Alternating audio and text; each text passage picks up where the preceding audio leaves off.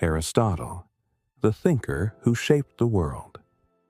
In the year 384 BCE, in the small town of Stagira, located in northern Greece, a child was born whose ideas would shape the intellectual foundations of Western civilization. His name was Aristotle. From an early age, Aristotle exhibited an insatiable curiosity about the natural world.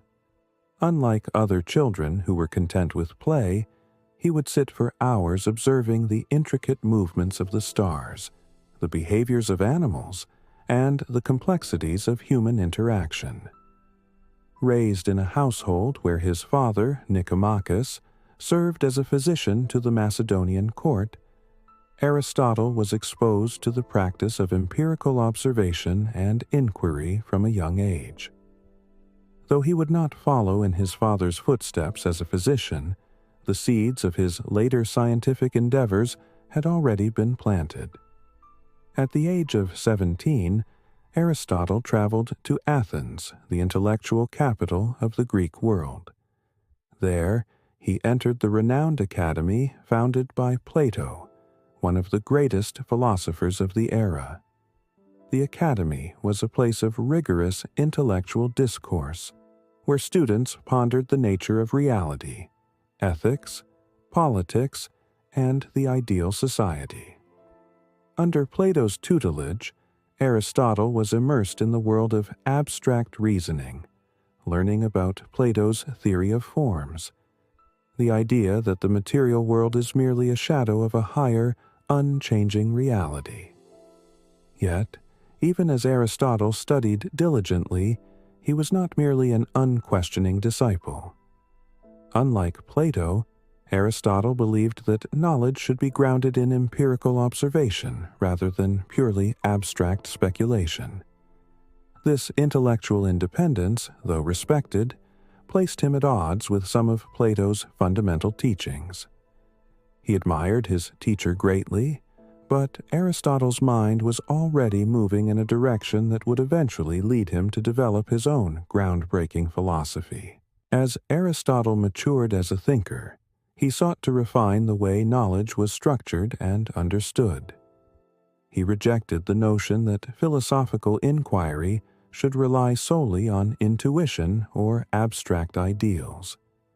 Instead, he pioneered a methodical system of reasoning that would form the foundation of logic, an intellectual framework that remains central to philosophy and science to this day.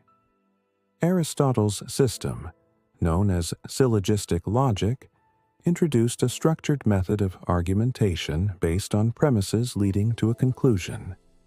For example, he famously demonstrated, "All men are mortal. Socrates is a man. Therefore, Socrates is mortal." This approach provided a rigorous means of distinguishing between sound reasoning and flawed argumentation. It was an intellectual breakthrough, offering humanity its first comprehensive system of logical analysis, one that would remain virtually unchallenged for over 2 millennia. In 343 BCE, Aristotle received an invitation that would change his life's trajectory. King Philip II of Macedon requested that he become the tutor of his 13-year-old son, Alexander. This young prince would later be known to history as Alexander the Great. Aristotle accepted the task, returning to his homeland of Macedonia to educate the future ruler in philosophy, politics, science, and ethics.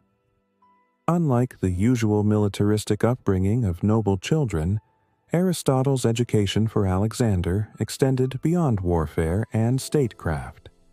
He introduced him to the works of Homer, teaching him the virtues of leadership through the legendary exploits of Achilles. He instructed him in ethics, emphasizing the importance of reasoned governance over mere conquest. Under Aristotle's guidance, Alexander developed not only a keen intellect, but also an appreciation for the Greek ideals of inquiry and knowledge, a perspective that would later influence his approach to ruling vast territories. After Alexander ascended to the throne and embarked on his legendary conquests, Aristotle returned to Athens, where he founded his own school, the Lyceum. Unlike Plato's academy, which focused on abstract philosophy, the Lyceum was built on Aristotle's belief that knowledge should be pursued through observation, experimentation, and classification. His students, known as peripatetics, would engage in philosophical discussions while walking along the colonnades, a practice that symbolized the fluid nature of inquiry. The Lyceum became a hub of intellectual activity, where Aristotle compiled vast amounts of knowledge on diverse subjects: biology, physics, metaphysics, rhetoric, and ethics.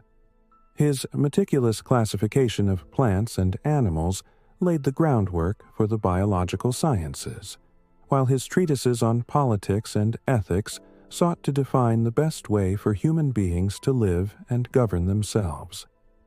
In the opulent halls of the Macedonian court, where golden chandeliers cast a warm glow over polished marble floors, Aristotle stood before a grand table draped in an intricate map of the known world. His student, the young and ambitious Alexander, listened intently, his youthful face reflecting both curiosity and determination.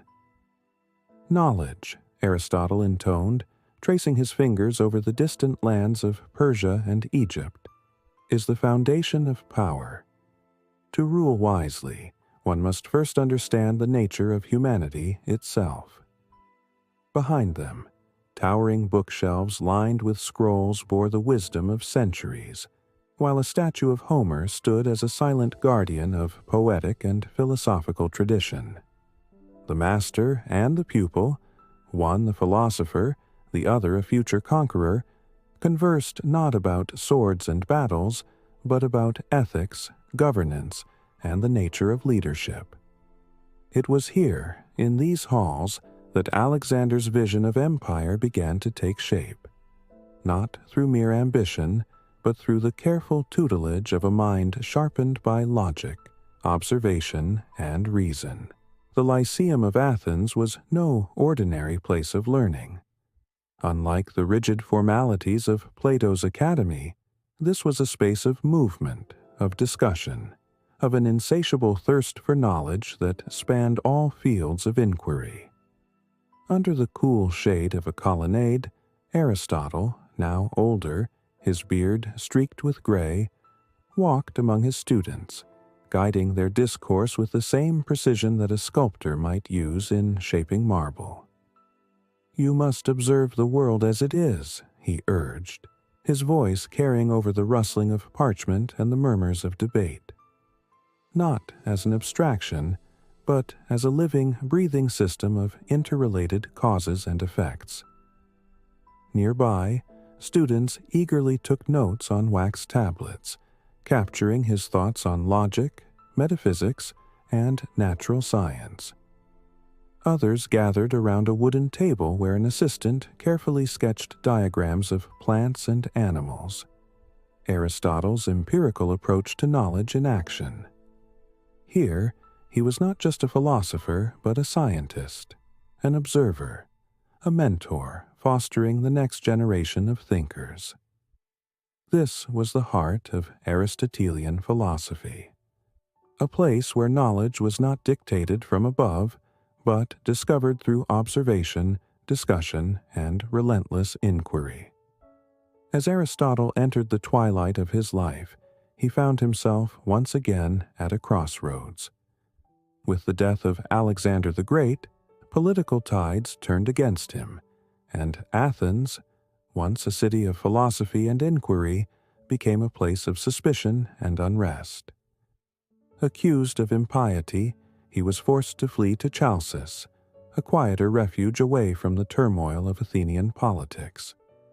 But even as exile loomed over him, his mind remained as sharp as ever. He continued to write, to reflect, to refine his ideas, his thoughts now less concerned with governance and power, and more with the deeper questions of existence.